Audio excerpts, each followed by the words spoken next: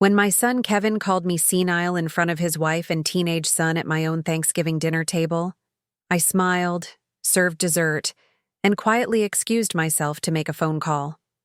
By Black Friday morning, his entire inheritance had been transferred to someone who actually deserved it. The look on his face when he found out was worth every penny of the $850,000 he'd lost.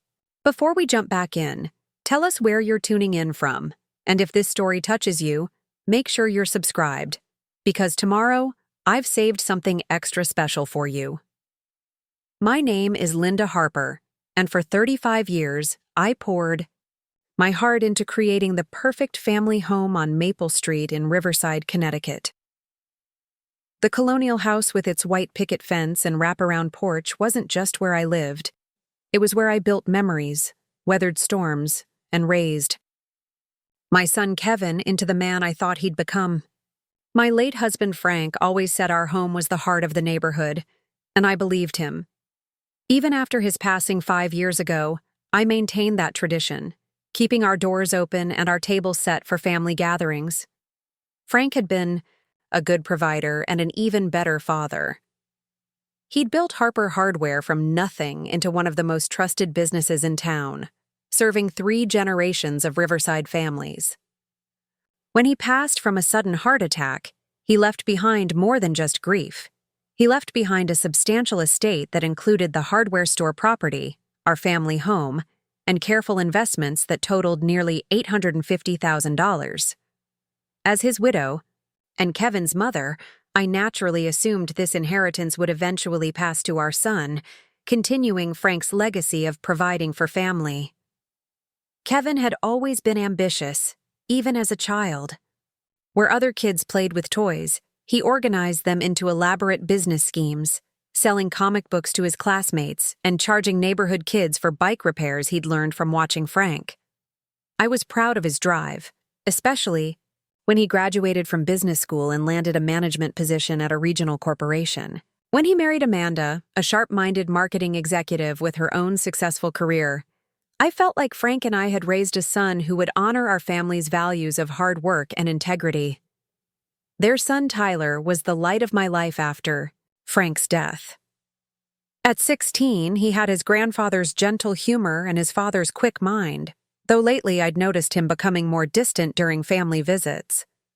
Still, when he did engage, telling me about his AP classes or his plans for college, I saw glimpses of the curious little boy who used to spend entire afternoons in my garden, asking endless questions about why plants grew the way they did. The and first warning signs that something had shifted in Kevin's attitude toward me started appearing about 18 months after Frank's funeral. Initially, his suggestions seemed thoughtful, even caring. He'd mentioned that the house was getting too big for one person, that maintaining the property was probably becoming burdensome for someone my age. When I assured him I was managing just fine with the help of my cleaning lady, Mrs. Rodriguez, and my reliable handyman, Tom, Kevin would nod and change the subject, but I caught the brief flashes of impatience that crossed his face. These conversations became more frequent and more pointed. Kevin started bringing up retirement communities during casual phone calls, describing them as active adult living, where I'd have built-in social networks and professional maintenance staff. When I reminded him that I had Carol Peterson and my book club friends, that I volunteered twice a week at the Riverside Community Center teaching literacy classes, and that I was perfectly capable of managing my own affairs, he'd sigh in that particular way that suggested he thought I was being stubborn rather than independent. The real shift happened when Kevin's business partner, Diane Foster, started appearing more frequently in our family conversations. Diane was one of those women who spoke in corporate buzzwords and saw every interaction as a networking opportunity. She'd somehow convinced Kevin to go into business with her, launching some kind of consulting firm that required significant startup capital.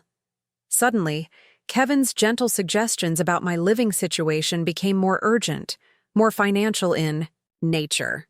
During one particularly uncomfortable Sunday dinner at my house, Kevin spent the entire meal on his phone, fielding calls from Diane about investor meetings and market opportunities.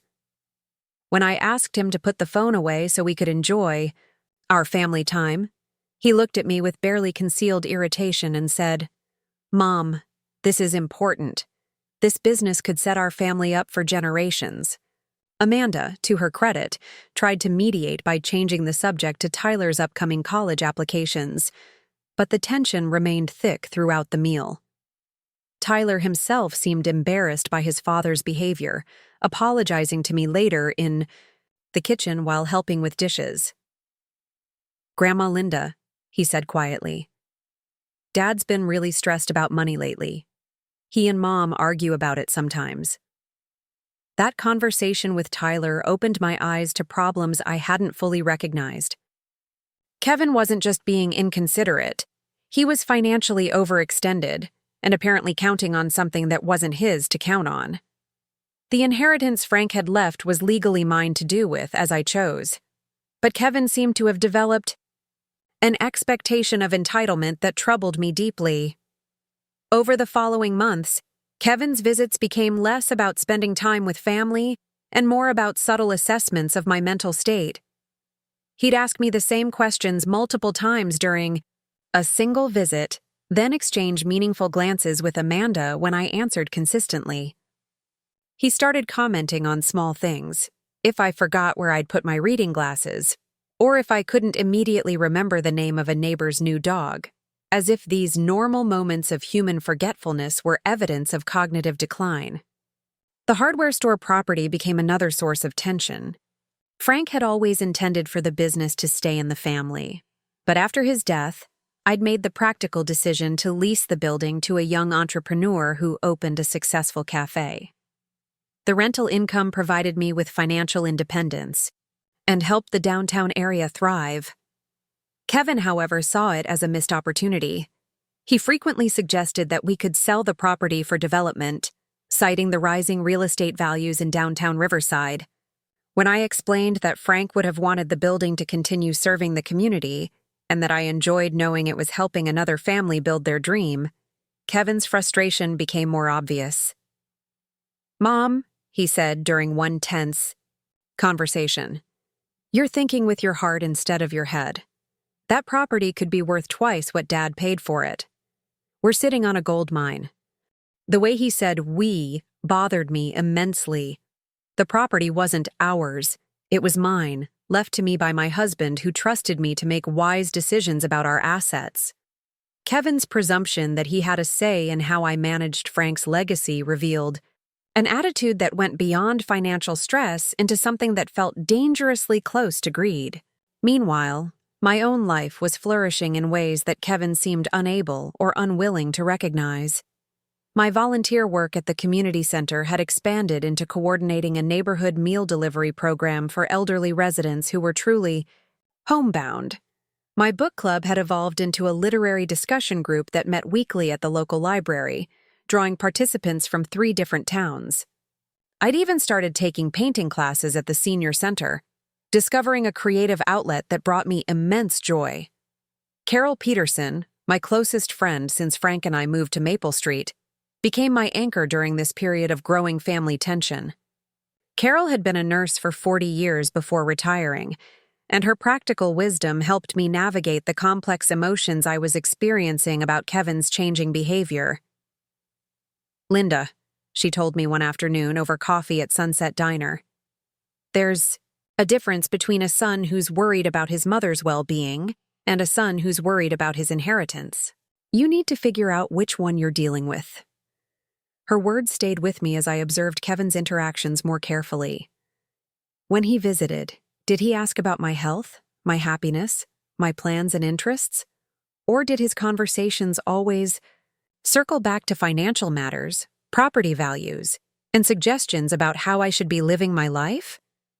The pattern became increasingly clear and increasingly painful. The situation reached a new level of concern when Kevin started bringing Diane Foster to family gatherings. Diane had a way of inserting herself into conversations about my personal affairs, offering unsolicited advice about estate planning and investment strategies. During one Sunday dinner, she actually had the audacity to suggest that I should consider transferring assets to Kevin while I was still alive to avoid complicated probate issues and ensure family financial security. When I politely but firmly told Diane that my financial affairs were private family matters, Kevin supported her instead of me. "Mom," he said, "Diane's just trying to help. She has experience with these kinds of situations, and she's looking out for our family's best interests." But whose interests was she really protecting? Diane's business ventures with Kevin required substantial investment, and I was beginning to suspect that they'd built their projections around money that technically belonged to me. The realization that my own son might be making financial commitments based on an inheritance he hadn't yet received was both shocking and deeply disappointing. Amanda seemed caught in the middle of these tensions, trying to maintain peace while clearly feeling uncomfortable with some of Kevin's approaches to dealing with me. During private moments, she'd apologize for Kevin's intensity, explaining that the pressure of starting a new business was affecting his judgment. But even Amanda started making comments about how big changes might be good for me, how living in a more manageable space could reduce my stress levels. The irony was that I wasn't stressed about managing my home, my finances, or my life. I was stressed about my son's apparent belief that he knew better than I did about what was good for me. At 70 years old, I'd successfully raised a child, maintained a marriage for 45 years, managed household finances, supported Frank through the challenges of building a business, and navigated the complex emotions of widowhood with grace and dignity. I was hardly the helpless elderly woman Kevin seemed determined to see. Tyler, bless his heart, remained the one bright spot in these family dynamics. He'd started spending individual time with me, coming over after school to help with yard work, or just to talk. During these conversations, he revealed more about the financial pressure his parents were under and their frequent arguments about money. He also shared his own concerns about his father's behavior toward me. "Grandma Linda," he said one October afternoon while we raked leaves together, "I know Dad thinks he's helping, but you seem happier when he's not here trying to fix things that aren't broken." Out of the mouths of babes, Tyler's observation crystallized something I'd been struggling to articulate. Kevin's help wasn't making my life better. It was making it more complicated and stressful. His suggestions weren't coming from a place of love and concern. They were coming from a place of financial anxiety and perhaps even calculation. As Thanksgiving approached, I made a decision that would prove to be more significant than I realized.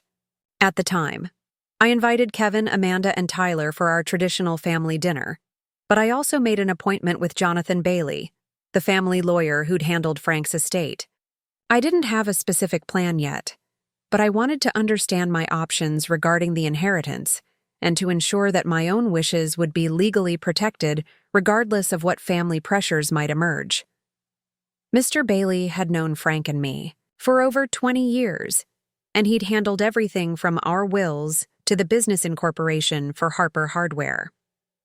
When I explained my concerns about Kevin's attitude toward the inheritance, he listened carefully and asked thoughtful questions about my own wishes for the estate. "Linda," he said finally, "Frank left those assets to you with complete confidence in your judgment. You have every legal right to dispose of them as you see fit, whether that means leaving them to Kevin, dividing them among multiple beneficiaries, or donating them to charity. The only requirement is that your decisions reflect your own wishes, not pressure from family members or anyone else." That conversation with Mr. Bailey gave me a sense of empowerment I hadn't felt in months. Frank had trusted me to make wise decisions about our life's work, and I owed it to his memory and to my own integrity to honor that trust. Whatever happened at Thanksgiving dinner, I would be prepared to protect both my autonomy and my assets from anyone who tried to manipulate or pressure me. The stage was set for a confrontation that would change everything, though I couldn't have predicted just how dramatically Kevin would reveal his true feelings about my competence and worth. Preparing and narrating this story took us a lot of time, so if you are enjoying it, subscribe to our channel. It means a lot to us. Now back to the story. Sometimes the people we love most are the ones capable of hurting us most deeply. And sometimes those moments of pain become the catalyst for the most important decisions of our lives. The morning of Thanksgiving dawned crisp and clear, with golden sunlight streaming through the kitchen windows as I prepared what I didn't yet know would be my final holiday dinner as the matriarch of the Harper family. I'd been awake since 5:30, following the same routine I'd perfected over 3 decades of hosting this cherished tradition.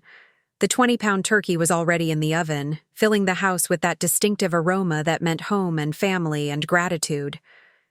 My dining room table was set with Frank's grandmother's china, the delicate blue and white pattern that had graced Harper family celebrations for 4 generations. The crystal stemware caught the morning light, casting tiny rainbows across the cream-colored tablecloth I'd embroidered years ago during long winter evenings while Frank worked late at the hardware store. Fresh chrysanthemums from my garden served as the centerpiece, their deep burgundy and gold colors perfectly complementing the autumn theme I'd created with small gourds and decorative leaves. Everything looked perfect, just as it always did. I took pride in maintaining these traditions, in creating a space where family could gather and remember what mattered most. Frank used to say that my Thanksgiving dinners were the reason our neighbors envied the Harper family. And even after his death, I'd continued the tradition with the same attention to detail and love. Kevin, Amanda, and Tyler were expected at 2 o'clock, which gave me plenty of time to finish the side dishes and arrange everything just so. I'd prepared all of Kevin's childhood favorites, my famous sage stuffing with chestnuts, the sweet potato, casserole with the marshmallow topping he'd always loved, green bean casserole made from scratch rather than the canned soup version most people served, and my signature cranberry sauce with orange zest and walnuts. The pies were cooling on the counter, pumpkin, apple, and pecan, because I'd never been able to choose just one, and Frank had always insisted that Thanksgiving wasn't complete without options. I'd even made Kevin's favorite dinner rolls, the ones that required 3 separate rises but produced the most perfectly golden, buttery results. Looking at the spread I'd created, I felt a familiar sense of satisfaction and accomplishment. At exactly 2 o'clock, I heard Kevin's BMW pull into the driveway. Through the window, I watched my family emerge from the car, and my heart did that little skip it always did when I saw Tyler. He'd grown so tall this year, nearly 6 feet now, and he carried himself with the confident posture of a young man, rather than the slouching teenager he'd been just months before. He was wearing the navy sweater I'd given him for his birthday, which pleased me more than it probably should have. Amanda looked elegant as always, her dark hair perfectly styled and her outfit carefully chosen to strike the right balance between festive and sophisticated. She carried a bottle of wine and a small bouquet of flowers, thoughtful gestures that reminded me why I'd always appreciated my daughter-in-law's attention to social graces. Kevin, however, looked tense. Even from a distance, I could see the tight set of his shoulders and the way he was checking his phone as he walked toward the front door. He was wearing the charcoal suit he typically reserved for important business meetings, which seemed oddly formal for a family dinner, but perhaps reflected his current preoccupation with professional success. I opened the door before they could knock, embracing Tyler first because his hugs were always the most genuine. "Grandma Linda," he said, squeezing me tight. "Something smells incredible in here. I've been looking forward to your stuffing for weeks." Amanda presented her flowers with a warm smile. "These are beautiful. Thank you so much," I said, though I couldn't help noticing how Kevin remained on the porch, still absorbed in his phone. "Kevin, dear, please come in. Dinner's almost ready." He looked up with a distracted expression, pocketing his phone reluctantly. "Sorry, Mom. Diane's been texting about a client meeting we have tomorrow. You know how it is." Actually, I didn't know how it was. Frank had run a successful business for 30 years without ever bringing work to our Thanksgiving table, but I held my tongue and focused on welcoming my family into the warmth of our home. The first hour proceeded normally enough. Tyler helped me carry dishes from the kitchen while Amanda and Kevin settled in the living room with pre-dinner drinks. I could hear fragments of their conversation about Tyler's college applications, Amanda's latest marketing campaign, and Kevin's business, ventures with Diane. The topics were familiar, comfortable, and I began to relax into the rhythm of family time. When I called everyone to the table, the scene looked like something from a Norman Rockwell painting. The afternoon light slanted through the lace curtains, illuminating the feast I'd spent days preparing. Tyler's eyes widened appreciatively at the spread, and even Kevin seemed momentarily impressed by the visual spectacle. "Mom, you've outdone yourself again," Amanda said as she took her seat. "This looks like something from a magazine." I felt a warm glow of maternal satisfaction as I began carving the turkey, a skill I'd learned from watching Frank perform this ritual year after year. The meat was perfectly golden and moist, falling away from the bone in elegant slices that I arranged on the antique serving platter. For the first 20 minutes, conversation flowed easily. Tyler entertained us with stories from his AP literature class. Amanda shared updates about her company's expansion into new markets, and even Kevin seemed to relax as he described a successful presentation they'd given to potential investors.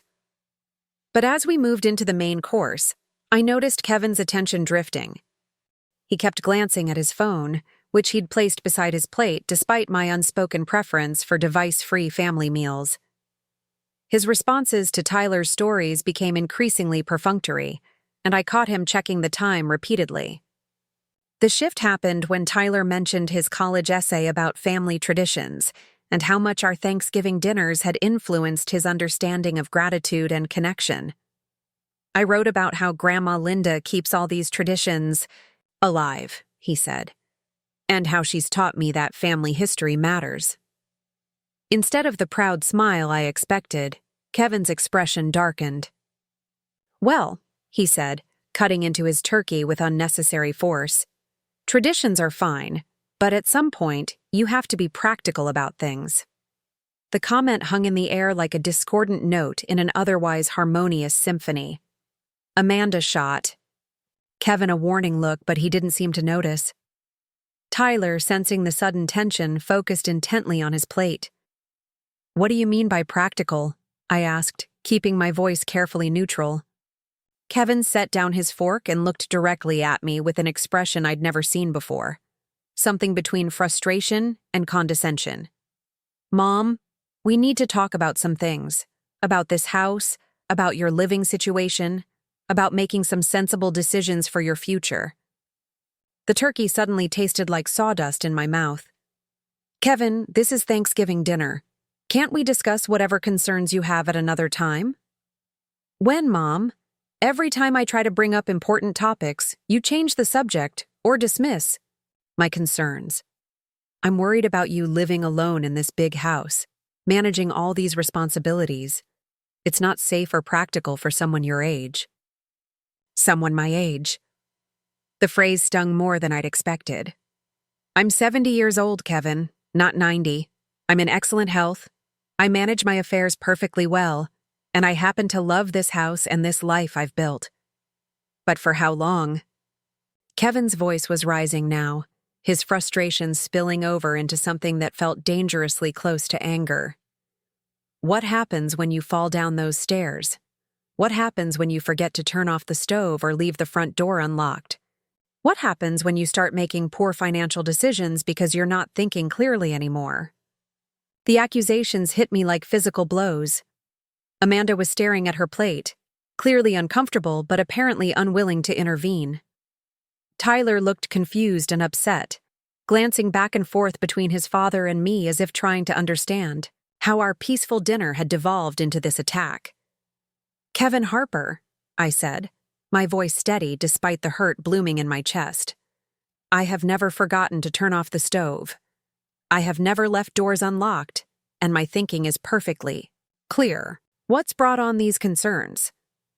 "Mom, you asked me the same question about Tyler's college plans 3 times during this meal. You told Amanda the same story about Mrs. Rodriguez twice. Last week when I called, you couldn't remember which day your book club meets. These aren't normal moments of forgetfulness. They're signs that you need help." The room fell completely silent, except for the ticking of Frank's grandfather clock in the hallway. I stared at my son. This man I'd raised and loved and sacrificed for, and tried to process what he was saying. Had I repeated myself? I honestly couldn't remember, which itself felt like a small betrayal of my own confidence. Even if I had repeated, a story, I said carefully, which happens to everyone regardless of age, that hardly constitutes evidence of cognitive decline. And I know perfectly well that book club meets every Wednesday at 10 o'clock, just as it has for the past 8 years. Kevin leaned back in his chair with the expression of patronizing patience that made my blood pressure spike. Mom, this is exactly what I'm talking about. You're getting defensive instead of recognizing that people who care about you are trying to help. Diane and I have been researching some really nice assisted living communities in the area. Places where you'd have social activities, professional meal preparation, housekeeping services, and medical staff on call if you need them. The mention of Diane Foster in this context sent a chill down my spine. You've been discussing my living arrangements with your business partner? Diane has experience with these situations. Her mother made the transition to assisted living last year, and she's much happier now, more secure, less isolated, with people her own age to socialize with. I felt something fundamental shift, inside me, like a tectonic plate moving deep beneath the Earth's surface. This wasn't a conversation born from love or concern. This was a coordinated campaign. Kevin and Diane had been planning this approach, researching facilities, building, a case for why I should abandon the life I'd carefully constructed for myself. And what about this house? I asked, though I suspected I already knew the answer. Kevin's eyes lit up with the first genuine enthusiasm he'd shown all day. Well, that's the beautiful part of the plan. The property values in this neighborhood have increased dramatically over the past few years. We could sell this place for probably $600,000, maybe more if we stage it properly. Combined with Dad's other assets, that would give you a substantial nest egg for your care and... He continued talking, but I stopped listening. The truth was crystallizing with painful clarity. Kevin didn't want me in assisted living for my well-being. He wanted me there so he could liquidate the assets that Frank had entrusted to my care. The house that had been our family's heart for 35 years, the hardware store property that provided my independence, the careful investments that Frank had made to ensure my security. Kevin saw all of it as resources to be optimized, rather than as the foundation of the life I'd chosen to live. And of course, Kevin was saying, once you're settled and comfortable, we can help you manage your finances more efficiently. Diane has some investment strategies that could really maximize your returns, and with the business we're building, we might be able to offer you some partnership opportunities that... Stop. The word came out sharper than I'd intended, cutting through Kevin's sales pitch like a knife through butter. Just stop talking. Kevin looked genuinely surprised, as if he couldn't understand why I wasn't embracing his generous offer to uproot my entire life for his financial benefit. Mom, I know it's a lot to think about, but... Kevin, let me make something very clear. I am not moving to assisted living. I am not selling this house. I am not turning my finances over to you or your business partner. I am perfectly capable of managing my own life, and I resent the implication that I'm not. The patronizing smile that spread across Kevin's face was the final straw. Mom, this is exactly the kind of reaction that proves my point. You're not thinking rationally about this. You're being emotional and stubborn instead of practical. This is what I mean when I say you're not making good decisions anymore. Tyler suddenly spoke up, his young voice cutting through the tension. Dad, why are you being so mean to Grandma Linda? She's not sick or confused. She's just trying to live her own life. Kevin turned on his son with a flash of irritation. Tyler, you don't understand the complexities of adult financial planning. Your grandmother needs guidance from people who understand these matters. But she understands them perfectly well, Tyler protested. She manages her money. She takes care of the house. She volunteers at the community center. She reads more books than anyone I know. Why do you keep talking about her like she's incompetent? The pride I felt in my grandson's defense of me was immediately overshadowed by Kevin's response. His face flushed red with anger, and when he spoke, his voice carried a venom I'd never heard before. Tyler, your grandmother is 70 years old and living alone in a house that's too big for her, making decisions based on sentiment rather than logic. She's clinging to the past instead of planning for the future, and frankly, some of her behavior lately has been borderline senile. If you can't see that, then you're as unrealistic as she is. The word hung in the air like a toxic cloud. Senile. My own son had just called me senile at my own Thanksgiving table, in front of his wife and child, after eating the meal I'd spent days preparing with love and care. Amanda finally found her voice. Kevin, that's enough. You're way out of line. But Kevin was too far gone to pull back now. No, Amanda. Someone needs to say what everyone's thinking.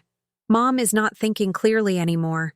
She's making poor decisions, repeating herself, forgetting important things, and refusing to accept help when it's offered. That's not independence. That's stubbornness bordering on incompetence. I stood up from the table slowly, my legs feeling unsteady beneath me. Not from age or infirmity, but from the shock of hearing my own child speak about me with such contempt and disrespect. The dining room that had been filled with warmth and tradition just an hour earlier now felt cold and hostile. I think, I said, my voice remarkably steady, that this dinner is over. Kevin had the audacity to look frustrated rather than ashamed. Mom, running away from the conversation isn't going to solve anything. We need to discuss these practical matters, whether you want to or not. The only thing we need to discuss, I replied, is when you'll be leaving my house.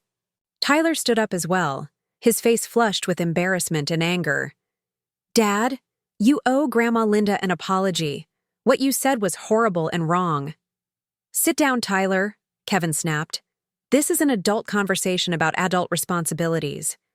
Your grandmother is not capable of making these decisions rationally anymore, and pretending otherwise isn't helping anyone. The second use of the word senile, and Kevin's continued insistence that I was incompetent, crystallized something that had been building in my mind for months. This wasn't about my well-being at all. This was about Kevin's financial plans, and his apparent belief that he was entitled to make decisions about my life and assets. I walked to the kitchen with as much dignity as I could muster, ostensibly to begin clearing dishes, but really to give myself a moment to process what had just happened. Behind me, I could hear Amanda's furious whispers and Tyler's continued protests, but Kevin's voice remained loud and unyielding. This is exactly what I'm talking about, he was saying. She can't handle any discussion of practical matters without getting emotional and irrational. Someone needs to make responsible decisions for her before she ends up in a situation where she's vulnerable or unsafe. Standing at my kitchen sink, looking out at the garden Frank and I had planted together decades ago, I made a decision that would change everything. If Kevin truly believed I was senile and incompetent, if he thought I was incapable of making rational decisions about my own life, then perhaps it was time to show him exactly how sharp and decisive a 70-year-old woman could be. I walked to the hallway where I kept my purse and quietly retrieved my phone. Jonathan Bailey's number was programmed into my contacts, and even though it was Thanksgiving Day, I knew he would answer if the matter was urgent. And this, I realized, was very urgent indeed. Mr. Bailey, I said when he picked up after the second ring. I'm sorry to bother you on Thanksgiving, but I need to schedule an emergency appointment for tomorrow morning. Yes, it's about the estate planning we discussed. I've decided it's time to make some changes to my will. From the dining room, I could still hear Kevin's voice explaining to his family why my behavior proved his point about my declining mental faculties. He had no idea that his senile mother was about to make the most lucid, rational, and decisive financial decision of her entire life. As I hung up the phone and returned to face my family, I felt a strange sense of calm settling over me. This hurt was still there, sharp and immediate, but underneath it was something else, a clarity of purpose that I hadn't felt since Frank's death. Kevin wanted to treat me like an incompetent old woman who couldn't be trusted with her own affairs.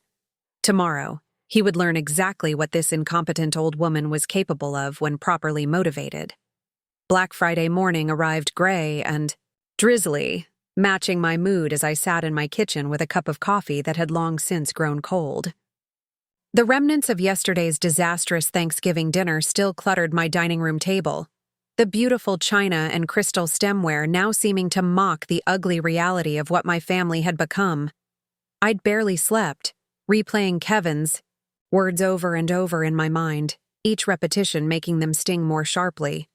Senile. The word had lodged itself in my brain like a splinter, festering and painful. My own son, the child I'd carried for 9 months, labored 36 hours to bring into this world, and devoted the next 45 years to nurturing and supporting, had looked me in the eye and called me senile.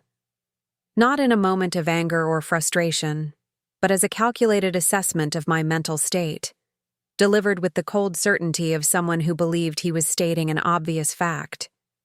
The house felt different now, tainted by the memory of Kevin's contempt and his casual dismissal of my autonomy.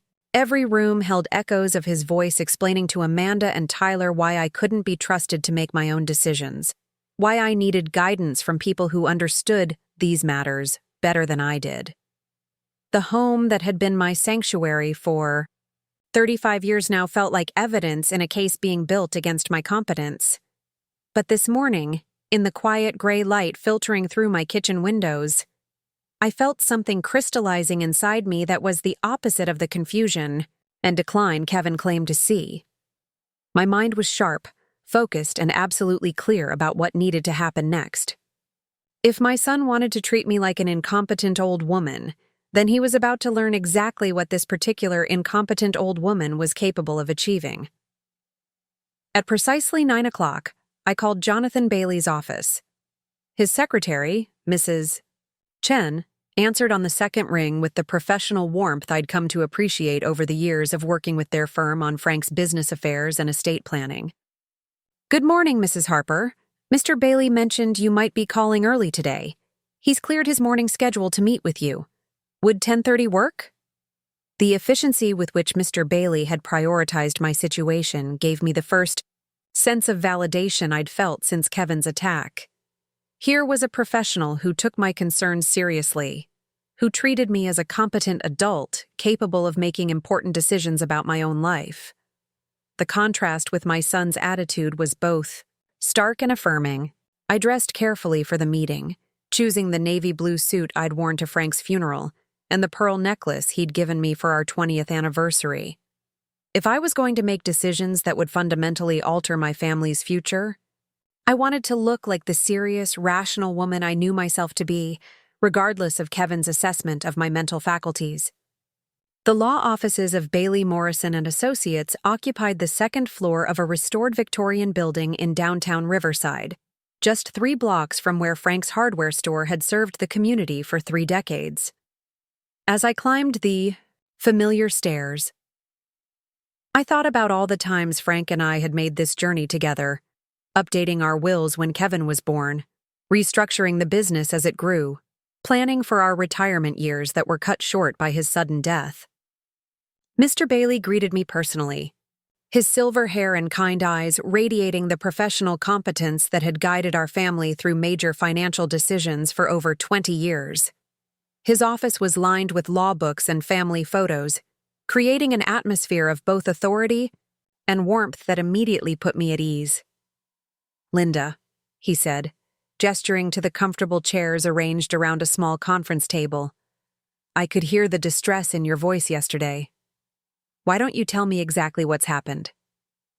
For the next 30 minutes, I recounted every detail of Kevin's behavior over the past year and a half, the increasingly frequent suggestions about moving to assisted living, the involvement of his business partner in discussions about my personal affairs, the casual assessments of my mental state, and finally, the devastating confrontation at yesterday's dinner. Mr. Bailey listened without interruption, occasionally making notes, but mostly giving me his complete attention. When I finished, he was quiet for a long moment, studying his notes with the careful consideration I remembered from our previous meetings. Finally, he looked up with an expression that combined professional concern with personal warmth. "Linda, in the 22 years I've known you, I have never observed anything that would suggest cognitive decline or impaired judgment. You've always been one of my most organized and thoughtful clients. Frank trusted you completely with business decisions, and his confidence was well placed. What you're describing sounds less like concern for your well-being and more like impatience with your independence." The relief I felt at hearing those words was almost overwhelming. Here was an objective professional who had worked with me through complex financial and legal matters, who knew my decision-making history, and who saw no evidence of the incompetence Kevin claimed was obvious to everyone. "The question now," Mr. Bailey continued, "is what you want to do about it. Frank's will left everything to you with complete discretion over how those assets are ultimately distributed. You have no legal obligation to leave anything to Kevin, and given what you've told me about his behavior and expectations, you might want to consider your options." I had already been thinking about those options during my sleepless night, but hearing them articulated by someone I trusted made them feel more real and more possible. "What exactly are my choices?" Mr. Bailey opened a file folder and pulled out several documents.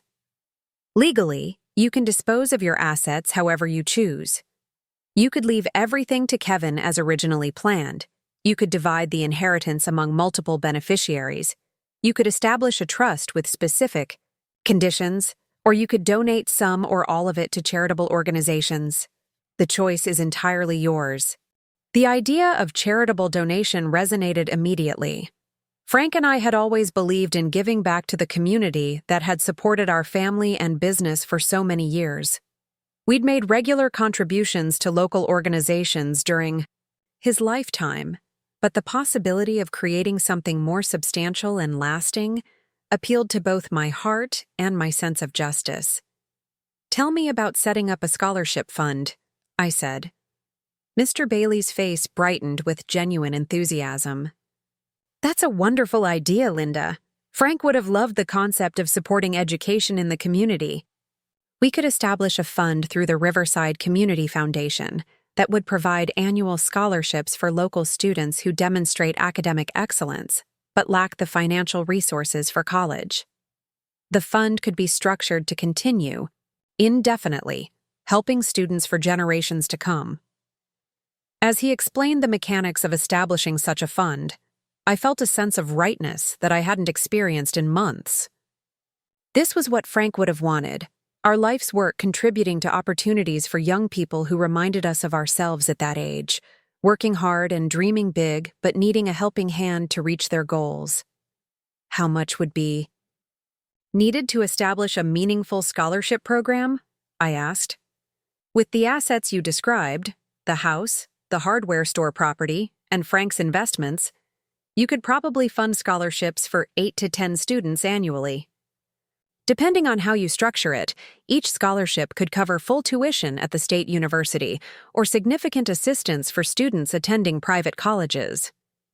The mathematics were compelling, but more than that, the purpose felt authentic. Instead of Kevin using Frank's legacy to fund his business ventures with Diane Foster, that money would help deserving students build better futures for themselves and their families. It would honor Frank's memory while making a real difference in young people's lives. "I want to do it," I said. "I want to establish the Frank Harper Memorial Scholarship Fund and transfer the majority of my assets to support it." Mr. Bailey smiled with the satisfaction of a lawyer who rarely got to help clients make decisions that were both legally sound and morally satisfying. "It would be my honor to help you set this up, Linda.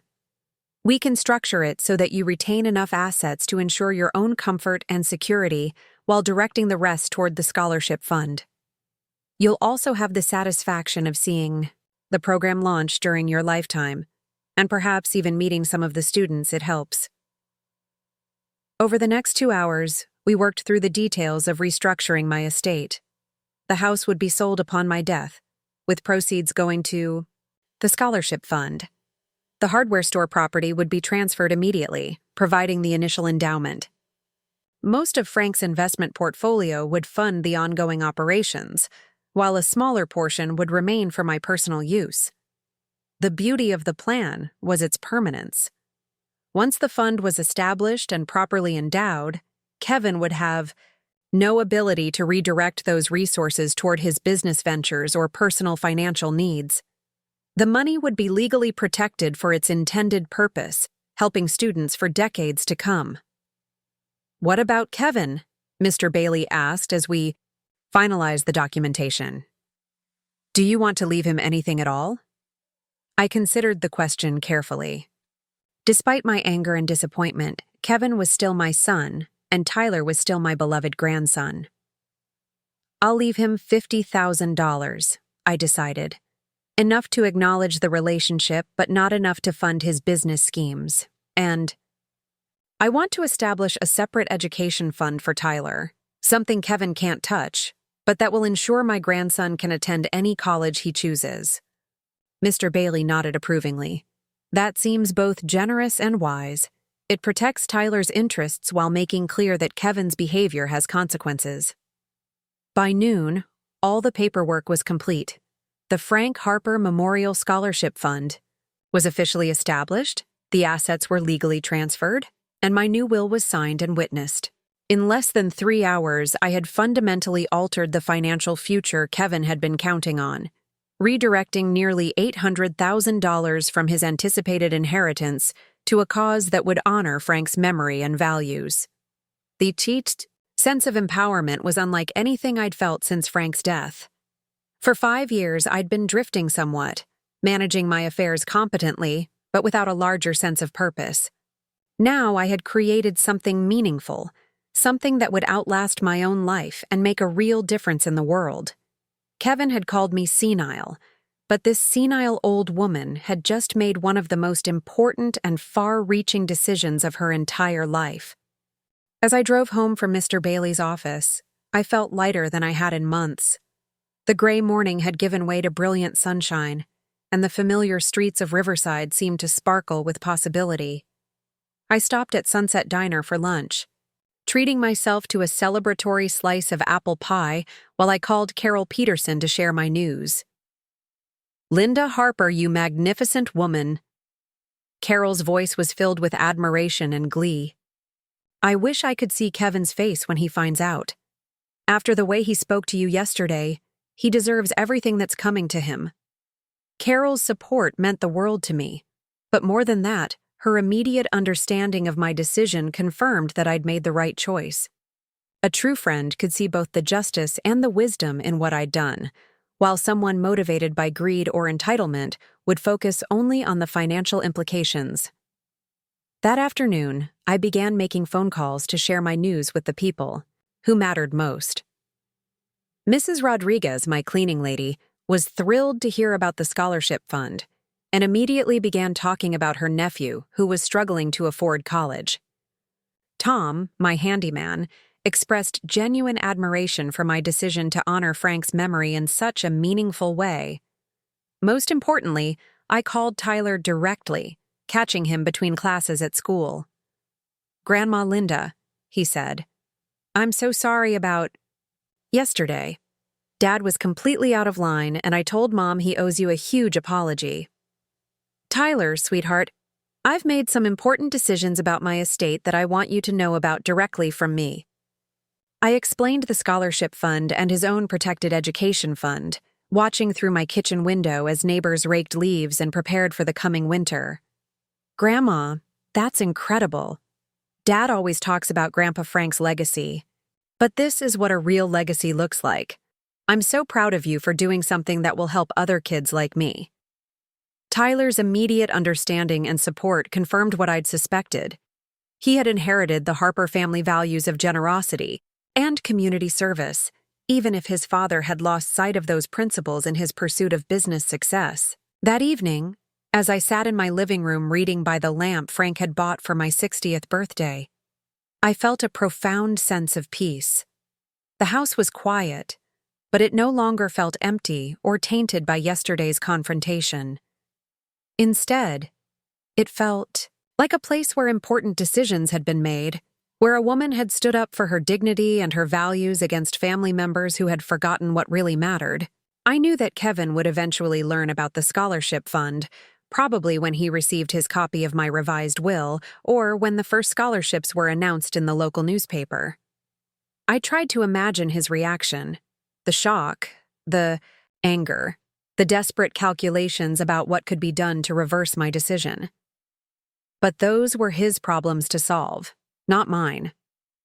For the first time since Frank's death, I was living entirely for myself, making decisions based on my own values and priorities rather than on family expectations or obligations. Kevin had tried to diminish me by calling me senile, but instead, he had freed me to act with a clarity and purpose I hadn't felt in years.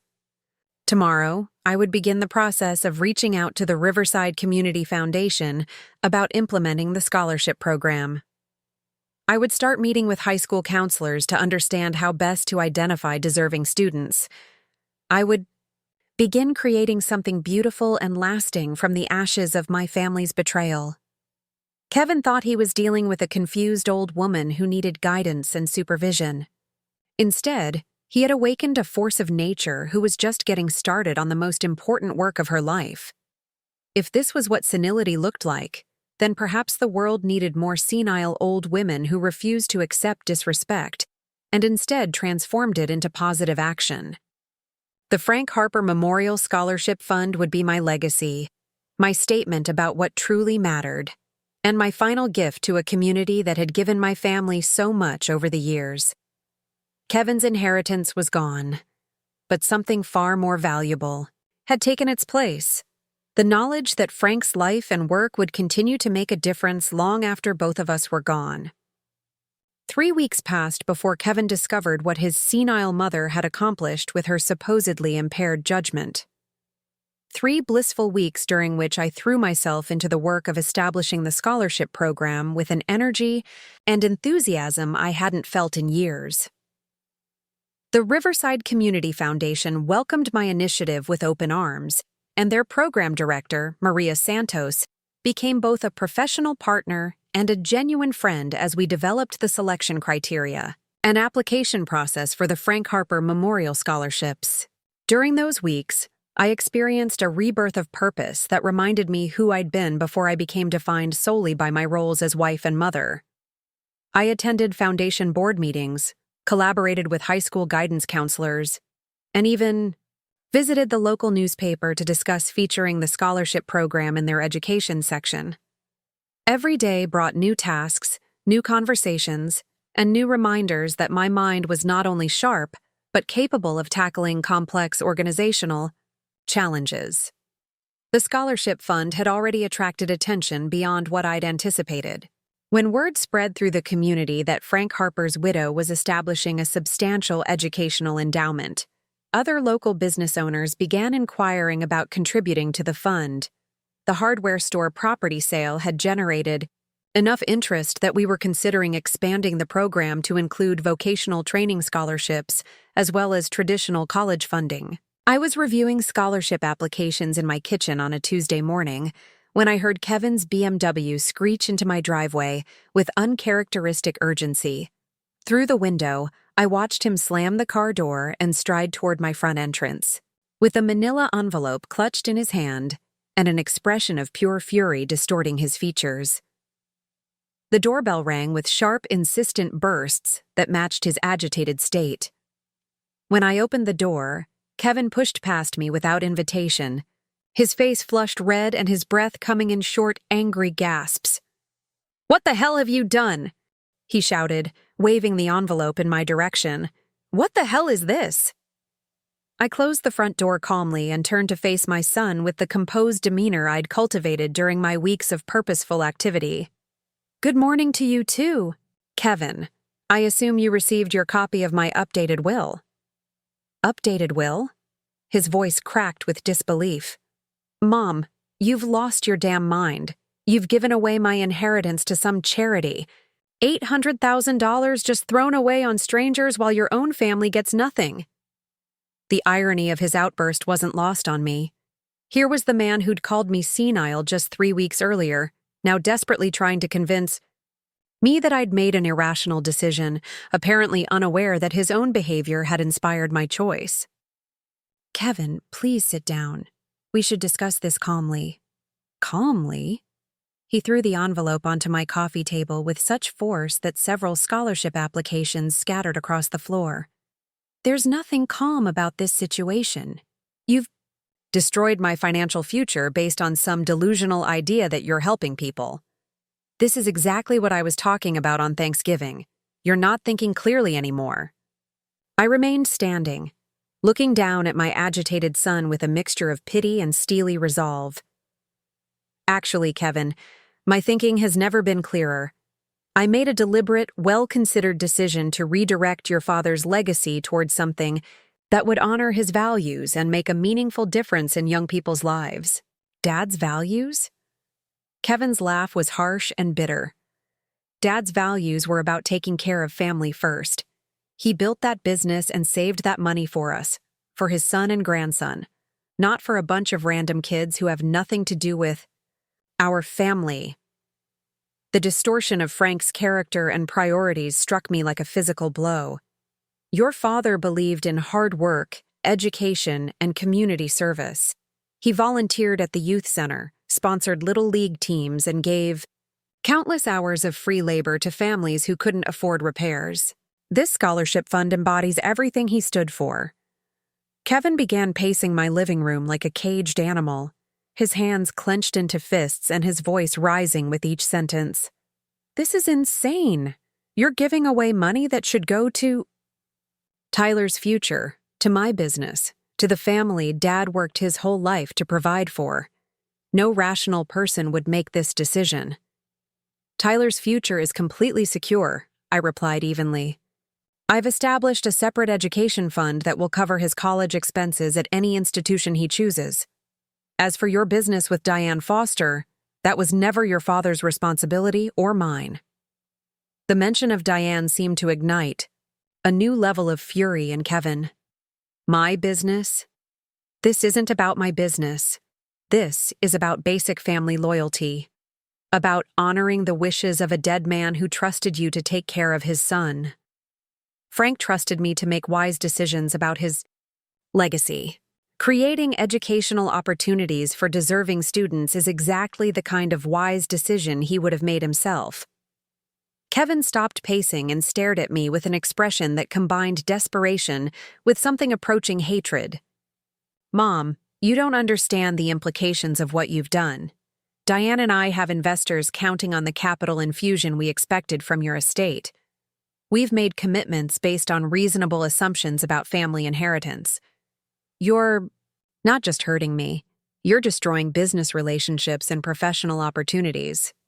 The revelation that Kevin had been making financial commitments based on money that didn't belong to him confirmed every suspicion I'd harbored about his motivations.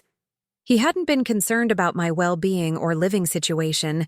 He'd been protecting investments he'd made using my anticipated death as collateral. Kevin Michael Harper, I said, using the full name I'd reserved for his most serious childhood transgressions. Did you borrow money or make business commitments based on an inheritance you hadn't received? His hesitation told me everything. I needed to know before he even attempted to justify his actions. It's standard business practice to leverage expected assets when developing investment strategies. Diane has connections with venture capitalists who understand family wealth transitions. We weren't being irresponsible. We were being proactive. You mortgaged your future against money that belonged to me, money I was under no obligation to leave to you, and now you're angry that your gambling didn't pay off. It wasn't gambling. Kevin's voice reached a pitch I'd never heard before. It was reasonable financial planning based on normal family inheritance patterns. No one expects their mother to give away the family fortune to strangers. I walked to my kitchen and returned with the scholarship applications I'd been reviewing, setting them on the coffee table between us. These aren't strangers, Kevin. This is Maria Gonzalez, whose father works 2 jobs to support 4 children, but who's maintained a 4.0 GPA while volunteering at the hospital. This is James Wilson, whose mother died of cancer last year, and who's been caring for his younger siblings while excelling in advanced mathematics. These are young people who remind me of your father and me at that age, working hard, dreaming, big, and needing just a little help to achieve their potential. Kevin glanced at the applications with barely concealed contempt. I don't care about their sob stories, Mom. I care about my family, my son's future, and the legacy Dad intended to leave us. You're being manipulated by emotional appeals instead of thinking logically about family responsibilities. The conversation was revealing aspects of Kevin's character that I'd either never noticed or had chosen to ignore. This wasn't grief or disappointment talking. This was entitlement and greed in their purest forms. My son genuinely believed that Frank's life's work existed solely to provide him with unearned wealth, regardless of whether he'd demonstrated the values or character that would justify such a gift. Kevin, what have you done in the past 5 years to honor your father's memory or contribute to the community that supported our family for 35 years? The question clearly caught him off guard. He opened his mouth to respond, then closed it again, apparently struggling to identify any meaningful community involvement or charitable activity. I've been focused on building my career and providing for my family, he finally said. That's what responsible adults do. They take care of their own obligations before worrying about other people's problems. And yet you expected to inherit money you hadn't earned from a man whose values you've completely abandoned. Kevin's face darkened with a new kind of anger, one that felt more dangerous than his previous outbursts. Mom, I'm going to ask you one more time to reconsider this insane decision. You can still reverse the transfer, work with Mr. Bailey to restore the original will, and make things right for your family. The threat was implicit but unmistakable. Kevin was giving me an ultimatum, trying to intimidate me into submission, just as he'd attempted to do on Thanksgiving with his accusations of mental incompetence. And if I refuse? Kevin's smile was cold and calculating. Then you'll discover what it feels like to be truly alone. Amanda and I have discussed this situation extensively. We agree that your recent behavior demonstrates a concerning pattern of poor judgment and possible cognitive decline. Tyler is old enough now to make his own decisions about which grandparent to maintain relationships with. The manipulation was breathtaking in its audacity. Kevin was threatening to alienate me from my grandson unless I capitulated to his financial demands. He was weaponizing family relationships in service of his greed, apparently confident that my love for Tyler would override my principles. Are you actually threatening to keep Tyler away from me unless I give you money? I'm pointing out the natural consequences of your actions. When you choose strangers over family, you shouldn't be surprised when family chooses to distance themselves from you. I stood up and walked to my front door, opening it wide. Kevin, I think it's time for you to leave. Mom, you're making the biggest mistake of your life. Once I walk out that door, there's no going back. I won't keep enabling this delusional behavior by pretending everything is normal. Then I guess this is goodbye. Kevin strode toward the door, then turned back for one final attempt at manipulation. When you're sitting alone in this house, with no family to visit you, when you're sick or hurt with no one to take care of you, remember that you chose this. You chose strangers over your own son. I chose dignity over manipulation, Kevin. I chose honoring your father's values over funding your business schemes. And I chose to use Frank's legacy to help young people build better lives instead of supporting a son who thinks inheritance is an entitlement rather than a gift. After Kevin left, slamming the door behind him with enough force to rattle the windows, I stood in my living room surrounded by scattered scholarship applications and tried to process what had just occurred. My son had revealed himself to be exactly the kind of person I'd feared he was becoming: entitled, manipulative, and willing to sacrifice family relationships for financial gain. But instead of the devastation I might have expected to feel, I found myself experiencing something closer to relief. The pretense was finally over. Kevin had shown his true colors, and I no longer had to wonder whether his concern for my well-being was genuine or whether his suggestions about my living situation were motivated by love or greed. That afternoon, I called Tyler's school and arranged to pick him up after his final class. As we drove to his favorite ice cream shop, I explained what had transpired with his father and assured him that none of it would affect our relationship unless he chose to let it. "Grandma Linda," Tyler said between spoonfuls of chocolate chip cookie dough, "Dad's been talking about your money for months. He and Mom fight about it all the time. I think he's forgotten that you're still alive and that it's still your money to do what you want with." The wisdom of 16-year-old Tyler cut straight to the heart of the matter. Kevin had been thinking of Frank's legacy as his own property for so long that he'd forgotten it actually belonged to me, and that I had both the right and the responsibility to use it according to my own judgment and values. "Tyler, I want you to know that no matter what happens between your father and me, you will always be welcome in my home and in my life.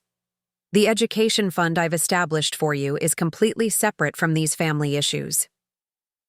Tyler reached across the table and took my hand with the earnest affection that had always made him my favorite person in the world.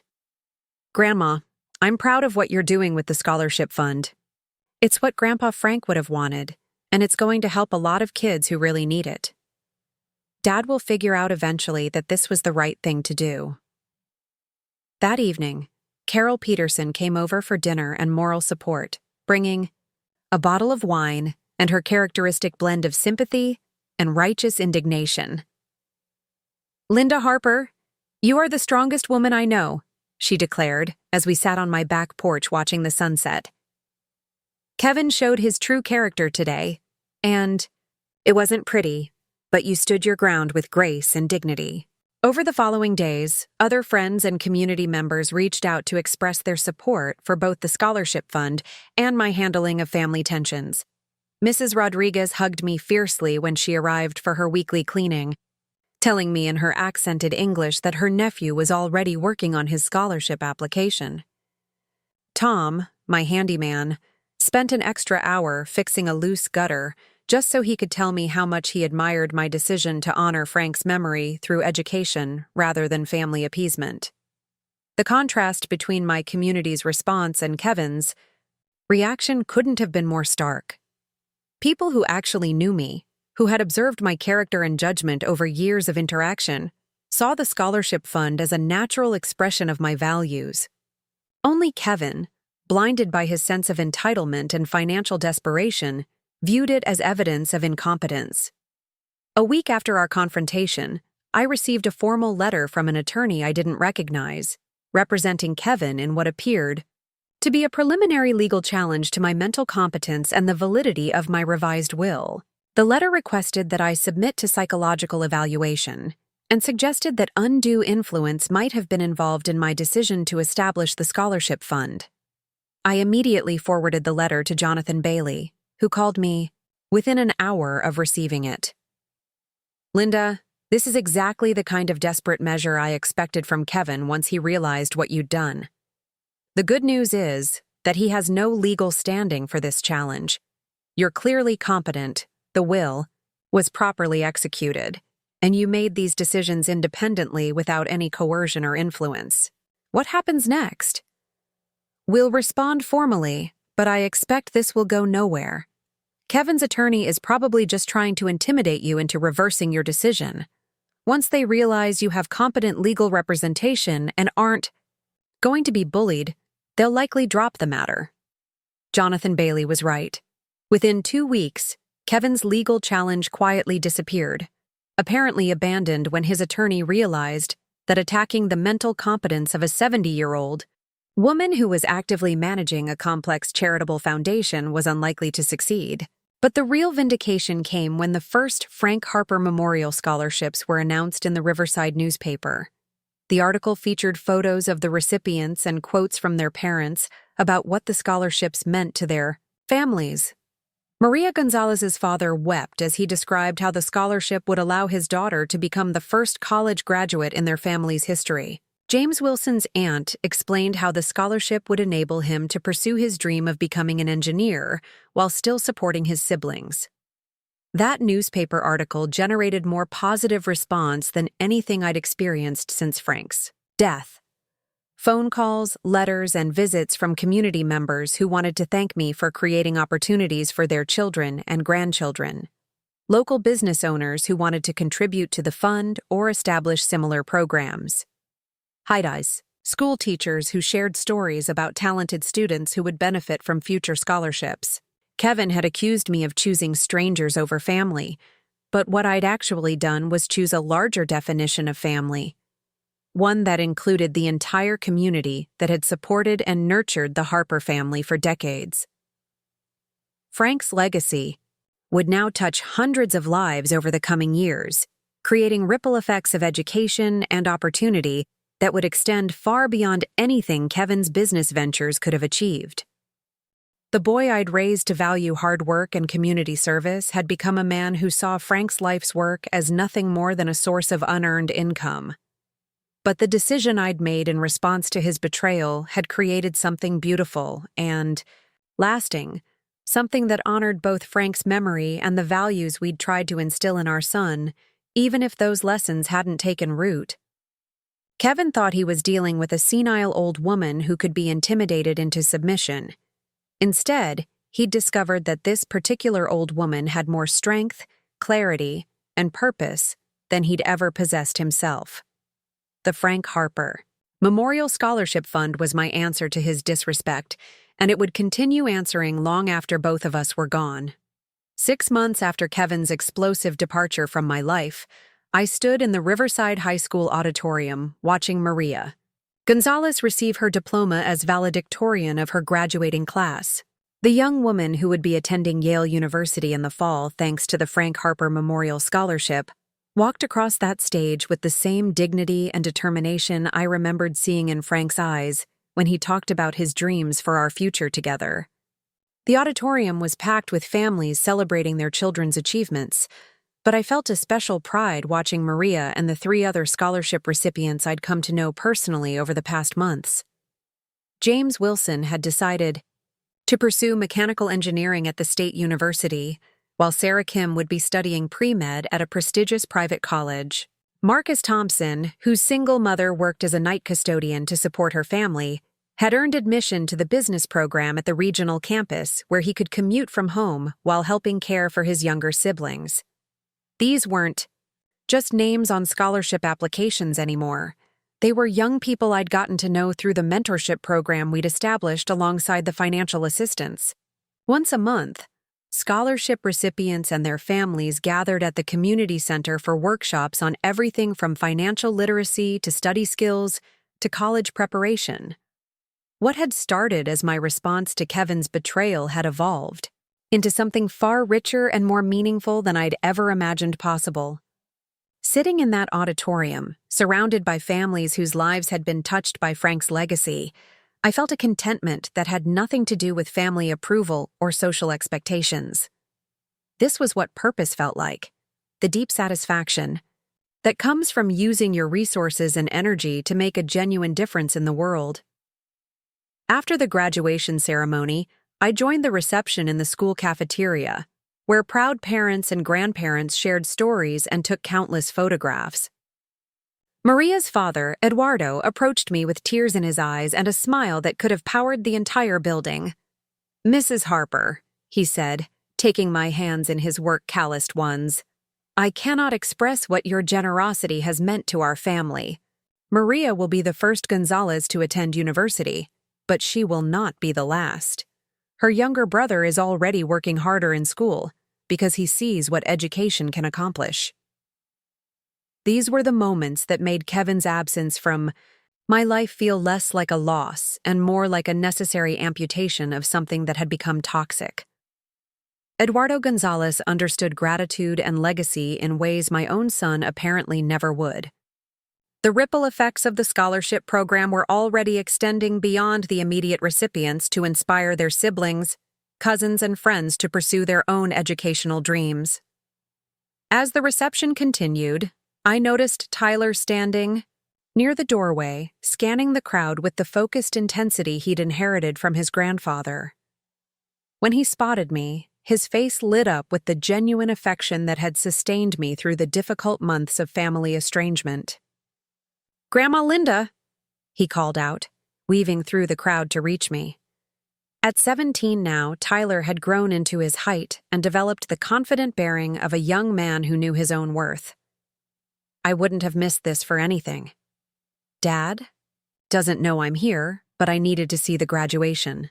Tyler's relationship with his father had grown increasingly strained as Kevin's business ventures with Diane Foster continued to struggle without the capital infusion he'd expected from my estate.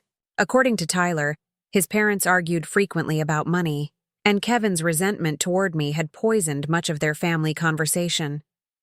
"How are things at home, sweetheart?" I asked, though I suspected I already knew the answer. Tyler's expression grew serious. "Not great, honestly. Dad's business isn't going well, and he blames you for everything that's gone wrong. Mom tries to stay neutral, but she's tired of the constant tension. I think she feels bad about how everything happened." Amanda had reached out to me once, about 2 months after Kevin's confrontation, with a tentative phone call that felt like a diplomatic mission.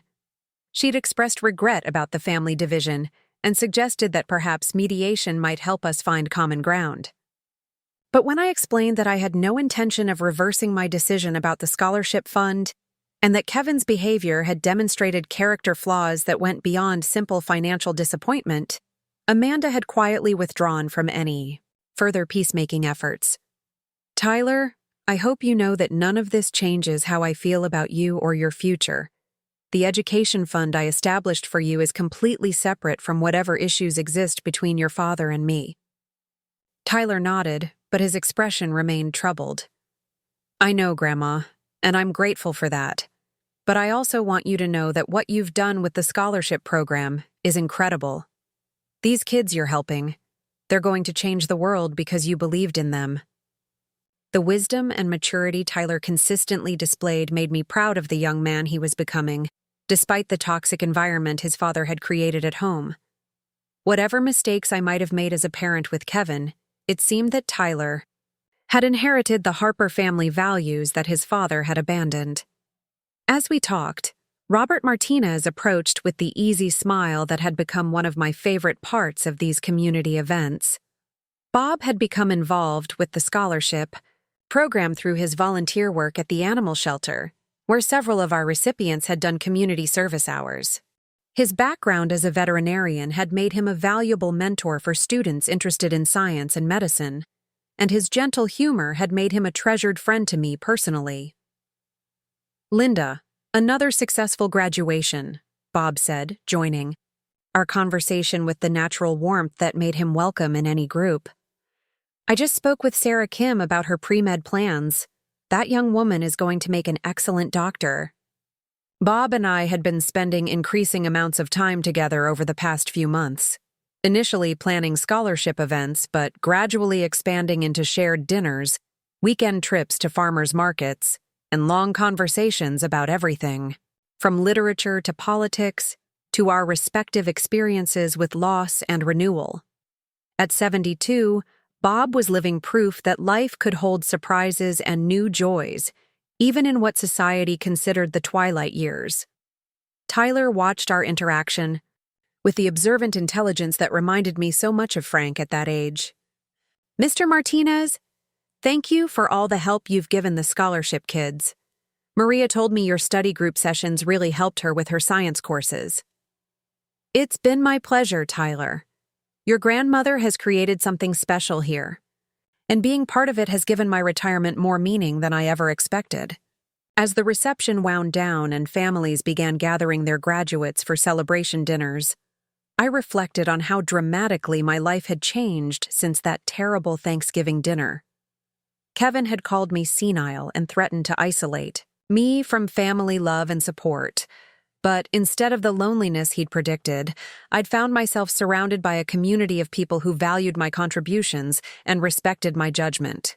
The scholarship program had introduced me to families like the Gonzaleses, the Wilsons, and the Kims, people who understood that generosity creates connections that go far deeper than blood relationships.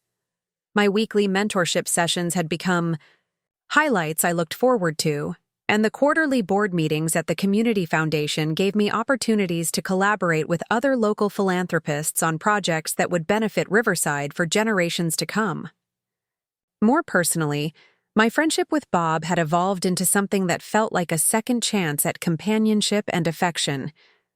We shared similar values about community service and family, but we also challenged each other intellectually and emotionally in ways that kept our relationship fresh and engaging. Bob had been clear from the beginning that he wasn't looking to replace his late wife any more than I was trying to replace Frank.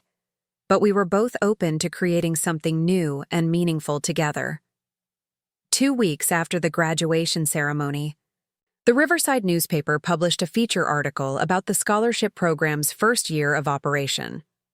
The reporter had interviewed several recipients and their families, documenting not just the financial impact of the scholarships, but the broader effects on educational aspirations throughout the community. High school counselors reported increased enrollment in advanced placement courses and higher college application rates among students who saw their peers receiving support for their academic achievements. The article also mentioned the program's expansion plans, funded by additional donations from community members inspired by the initial success. Local businesses had contributed enough money to add vocational training scholarships for students interested in skilled trades, and a group of retired teachers had volunteered to provide tutoring services for scholarship recipients who needed additional academic support.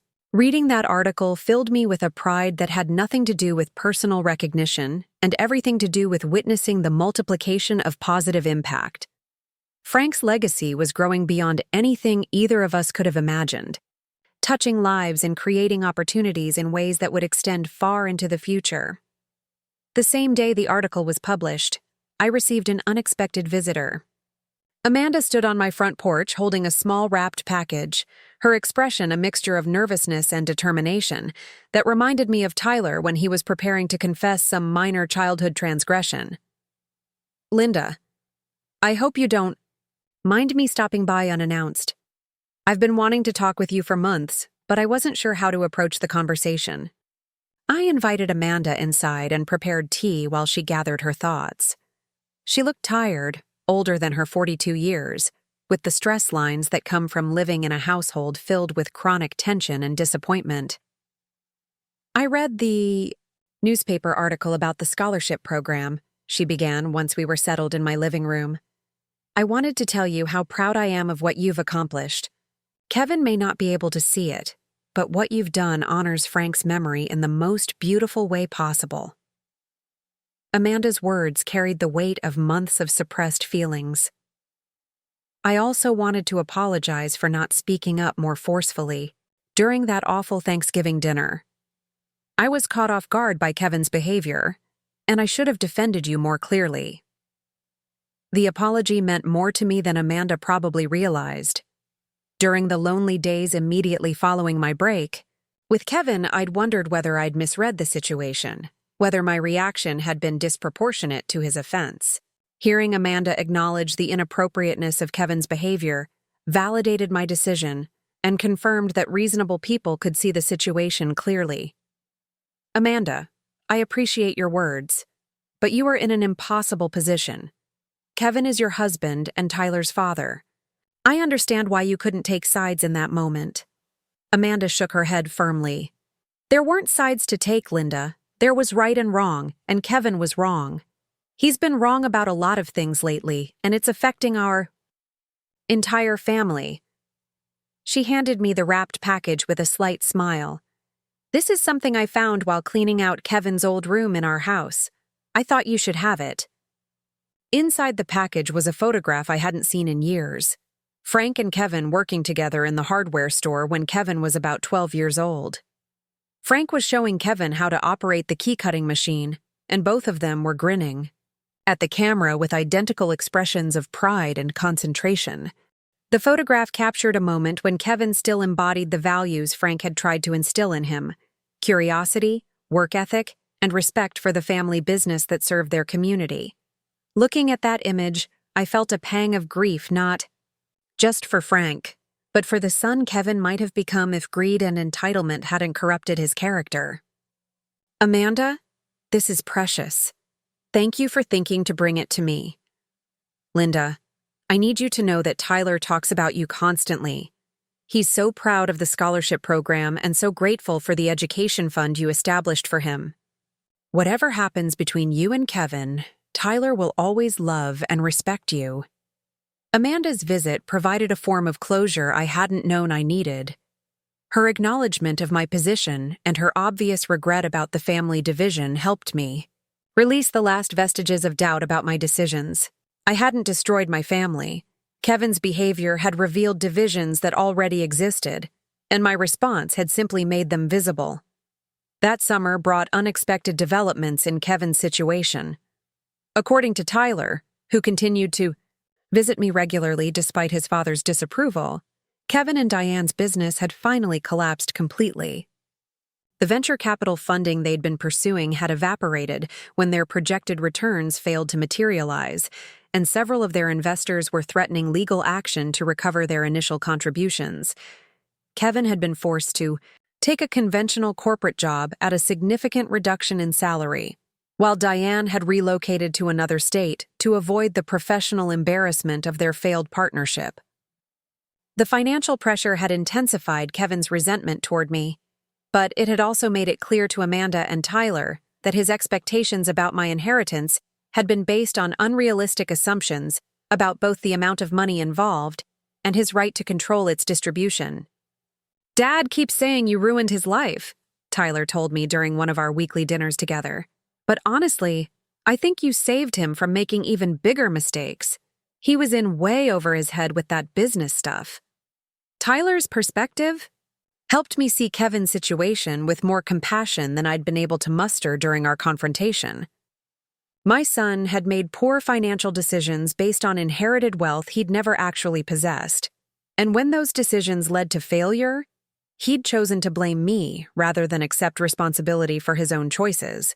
But compassion didn't mean I regretted my decision or wished I'd handled things differently. The scholarship program had proven that Frank's legacy could accomplish far more good in the hands of deserving students than it would have sitting in Kevin's bank account funding questionable business ventures. As autumn approached and we prepared for the second annual scholarship awards, I found myself reflecting on the unexpected ways my life had been enriched by Kevin's betrayal. His accusation of senility had forced me to examine my own capabilities and autonomy, leading to discoveries about my own strength and purpose that might never have emerged under more comfortable circumstances.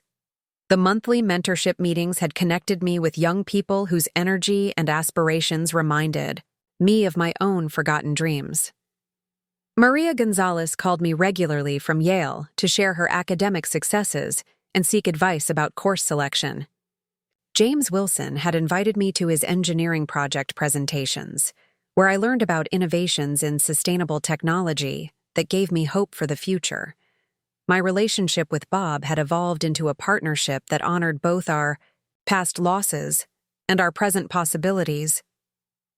We'd begun talking about traveling together, perhaps visiting some of the scholarship recipients at their various colleges, and exploring parts of the country neither of us had seen during our busy working years. Most importantly, I'd rediscovered the person I'd been before I became defined primarily by my relationships to other people. Linda Harper wasn't just Frank's widow or Kevin's mother or Tyler's grandmother. She was a woman with her own interests, values, and capacity for independent action. The day before Thanksgiving, exactly 1 year after Kevin's devastating dinner table attack, I received a letter that made me understand how completely my life had been transformed. The letter was from the state education department, informing Me that the Frank Harper Memorial Scholarship Program had been selected to receive a commendation for excellence in community-based educational support. The recognition meant that Frank's name would be permanently associated with educational achievement and community service throughout the state. Students, teachers, and families across Connecticut would know that Frank Harper had been a man whose legacy created opportunities for young people to pursue their dreams. That evening, as I prepared a simple Thanksgiving dinner for Bob, Tyler, Carol, and several scholarship families who had nowhere else to go for the holiday, I thought about Kevin's prediction that I would end up alone and regretful. Instead, my table would be surrounded by people who valued my contributions and respected my choices, a chosen family bound together by shared values rather than genetic obligations. Kevin had called me senile for making independent decisions about my own money. Tomorrow, I would give thanks for the clarity of mind that had enabled me to transform his insult into inspiration, his betrayal into purpose, and his abandonment into freedom. The Frank Harper Memorial Scholarship Fund would continue long after I was gone, creating educational opportunities for generations of deserving students who would carry Frank's values of hard work and community service into the future. That was a legacy worth celebrating, and a life worth living, regardless of whether my son ever developed the wisdom to understand what he'd lost when he chose greed over gratitude. Up next, you've got 2 more standout stories right on your screen. If this one hit the mark, you won't want to pass these up. Just click and check them out.